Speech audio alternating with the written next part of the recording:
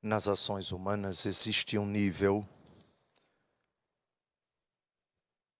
profundo absolutamente e igualmente absolutamente desconhecido para todas as pessoas, que é o nível da intenção, ou se nós quisermos, o nível do interesse.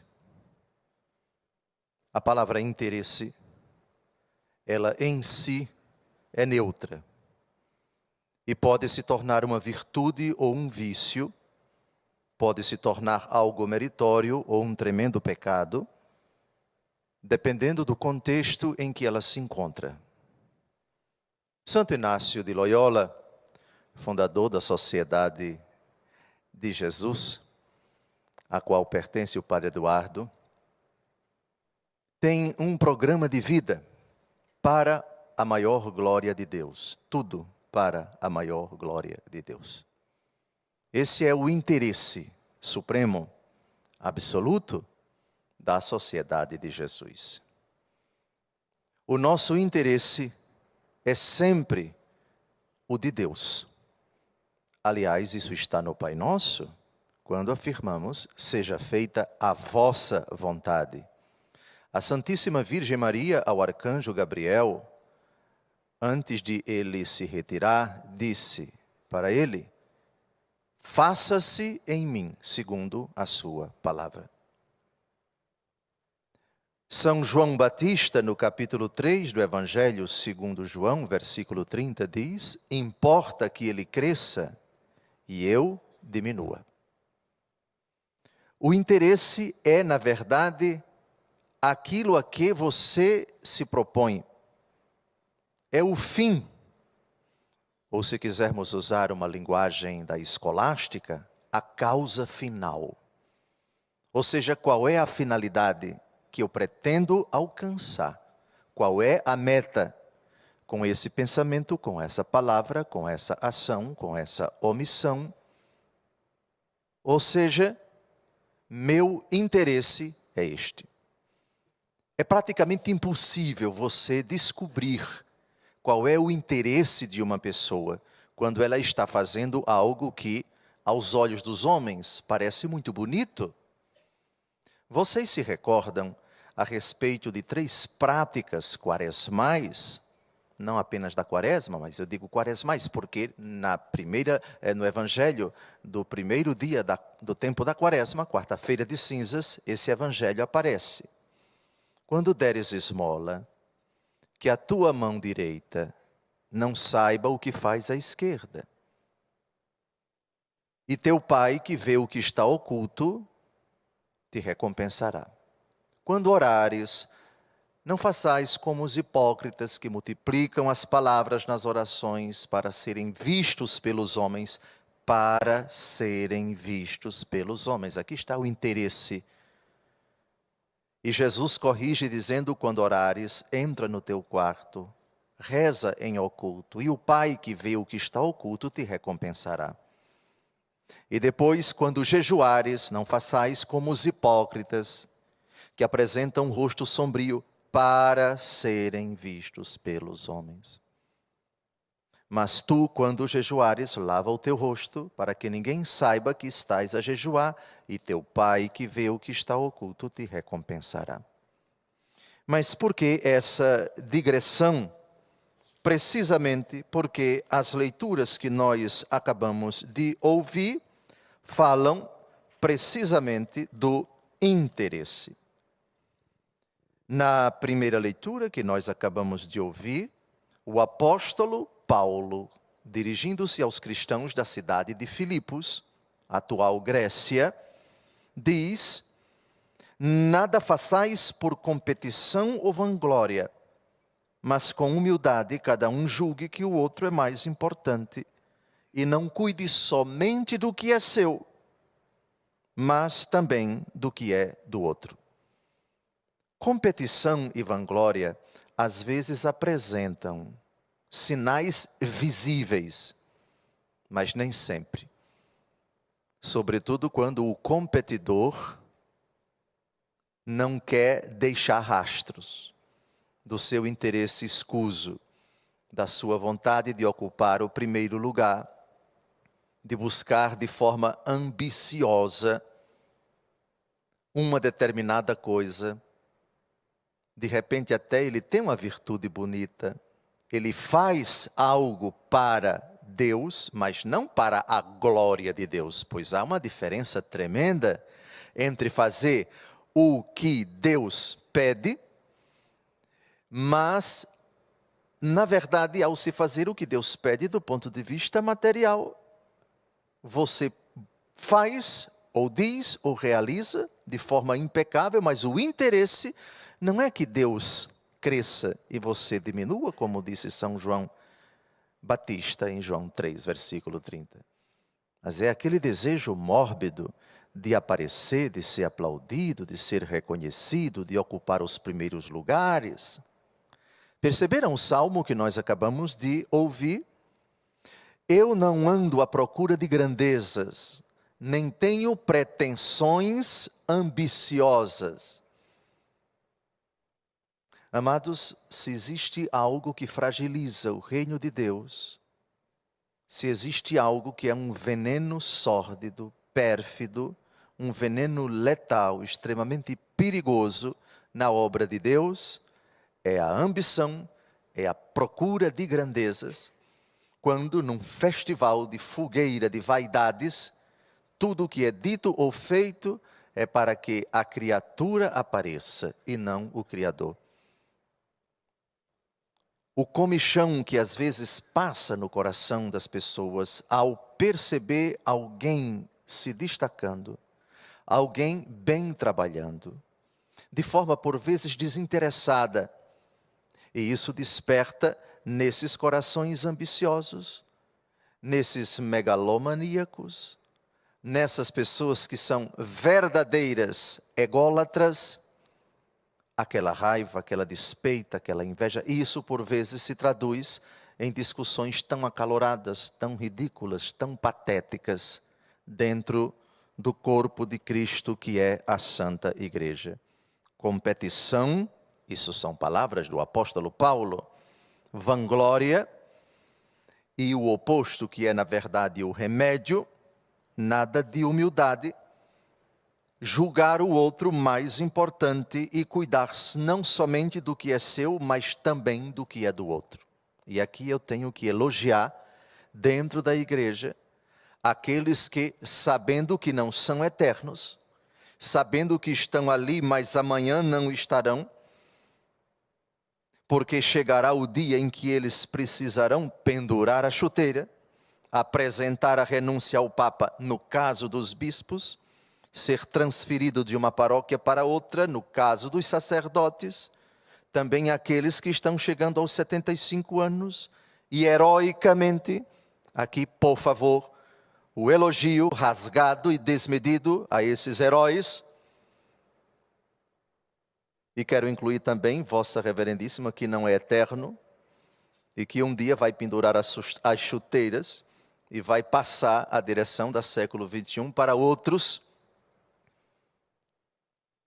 e tratam de cuidar para que o seu sucessor, e cuidam para que o seu sucessor não tenha problemas. Parabéns a todos os bispos que receberam dioceses com seus desafios e denodadamente, heroicamente, se consumiram literalmente, desgastaram também sua saúde e ao passar o báculo para o seu sucessor, passaram uma diocese sanada financeiramente, sem grandes dificuldades. Eu não posso, diante de Deus, entregar esse abacaxi ao meu sucessor. Aqui é questão de responsabilidade diante de Deus. Parabéns a esses bispos, parabéns a esses heróis, que jamais admitiram passar pela sua cabeça: eu vou levar o problema com a barriga e passá-lo para o meu sucessor. Não. Parabéns, irmãos bispos. Eu até hoje nunca tive uma diocese, eu sou bispo auxiliar. Mas, quando um dia a igreja me der uma diocese, eu quero desde já, render graças a Deus e suplicar ao Senhor que recompense nessa vida e na outra esses bispos heróis, conscientes disto, que o outro seja considerado o mais importante e não cuide somente do que é seu, mas também do que é do outro. Já pensando no pós-renúncia, na pós-transferência, enxergar longe homens de visão. Parabéns, senhores bispos, que pensaram e agiram, que pensam e que agem desta maneira. Da mesma forma, os párocos, que diante de Deus pegaram uma comunidade cheia de bênçãos, mas também com desafios, e já pensando precisamente nesse princípio do apóstolo Paulo, cuide não somente do que é seu, mas também do que é do outro. E mais, e não apenas pensando no seu sucessor, mas nos irmãos das paróquias vizinhas. Os movimentos de igreja que pensam não apenas nos seus interesses, mas no bem conjunto, no bem maior, na pastoral de conjunto, chamemos assim, da paróquia, no bem de toda a diocese, para além e contra qualquer espírito de competição, de vanglória, que estraga, que prejudica, que é verdadeiramente um desserviço para a obra de Deus. Senhor, meu coração não é orgulhoso, nem se eleva arrogante o meu olhar. Não ando à procura de grandezas, nem tenho pretensões ambiciosas. Como criança bem tranquila, amamentada, no regaço acolhedor de sua mãe. Essas pessoas, e que são muitas dentro da igreja, merecem os nossos elogios, e principalmente as nossas orações. Que Deus as recompense, porque elas enxergam para além da ponta do seu nariz, enxergam para além dos interesses de uma minoria, mas pensam no todo, pensam na totalidade, pensam em última instância na maior glória de Deus. É sempre bom lembrar que somos absolutamente descartáveis diante de Deus. Servo inútil. Fizemos o que devíamos fazer. Numa das parábolas, nosso Senhor Jesus Cristo diz essa frase lapidar. Depois de termos comentado a primeira leitura brevemente e o Salmo, chegamos à parte mais importante da homilia, que é o Santo Evangelho. De que trata o Evangelho? Quando tu deres um almoço ou jantar, não convides amigos, nem irmãos, nem parentes, nem vizinhos ricos.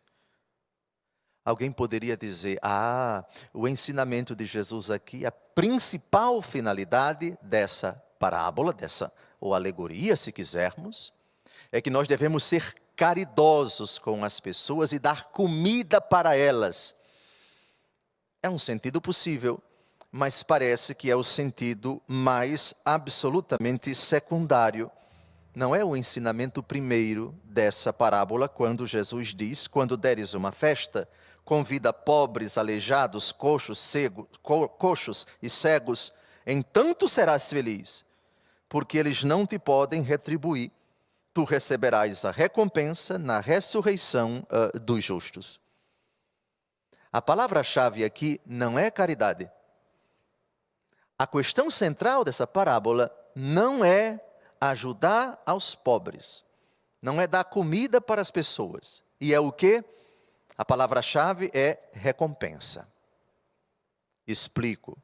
Lembram que eu citei ainda há pouco, Mateus 6, de 3 a 4, quando deres esmola, que tua mão esquerda não saiba o que fez a direita, assim tua esmola se fará em segredo, e teu pai, que vê o escondido, recompensar-te-á. A palavra-chave é recompensa. O interesse que está dentro do coração da pessoa quando ela faz algo que materialmente é bonito, é merecedor de encômio, de elogio.